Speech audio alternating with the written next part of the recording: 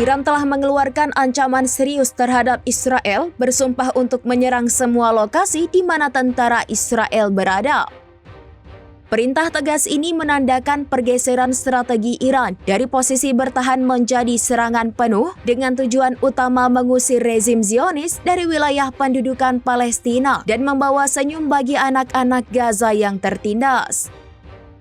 Ketua Parlemen Iran Muhammad Baqir Kalibaf dalam pidatonya pada Kamis 24 Juli sebagaimana dikutip dari Tasnim via Tribun News pada Sabtu 26 Juli secara eksplisit menyatakan bahwa Iran menyerukan pengepungan total baik dari darat maupun udara sebagai respons terhadap eskalasi terbaru di kawasan tersebut. Kalibaf mendesak pasukan Iran untuk melancarkan serangan tanpa batas, memastikan bahwa daratan dan udara di wilayah Palestina yang diduduki tidak lagi aman bagi Israel.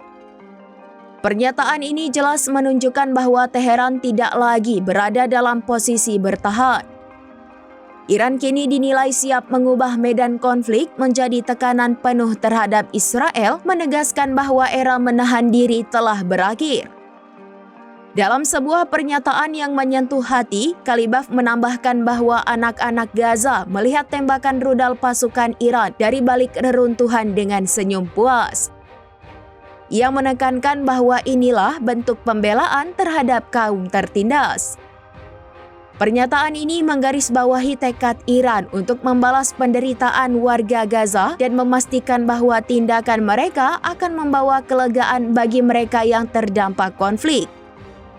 Ancaman ini menjadi sinyal jelas bahwa Israel kini berada dalam bahaya besar.